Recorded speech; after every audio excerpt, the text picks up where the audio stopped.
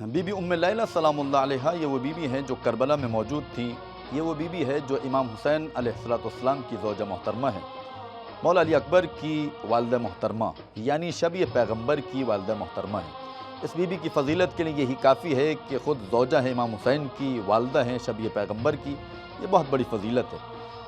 بیان کیا جاتا ہے ان کے احترام کی انتہا اس میں ملاحظہ کیجئے گا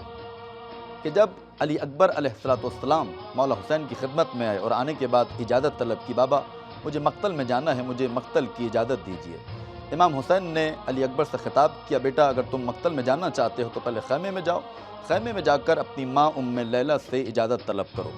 روایت بیان کرتی ہیں، مقاتل یہ بیان کرتے ہیں، علی اکبر خیمے میں گئے، ام لیلہ کی خدمت میں جیسے ہی پہنچے، کمادر گرامی مجھے مقتل میں جانا ہے، تو یہیں سے احترام میں ام لیلہ آپ سماعت کیجئے گا، احترام میں ام لیلہ کو آپ دیکھیے گا۔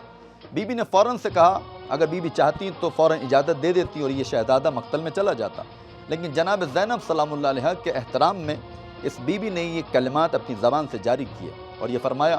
کہ بیٹا اس بی بی کی خدمت میں جاؤ جس نے تمہیں 18 سال محنت و مشقتوں سے پالا ہے۔ تو اس کے بعد شہزادہ علی اکبر، مقاتل یہ بیان کرتے ہیں کہ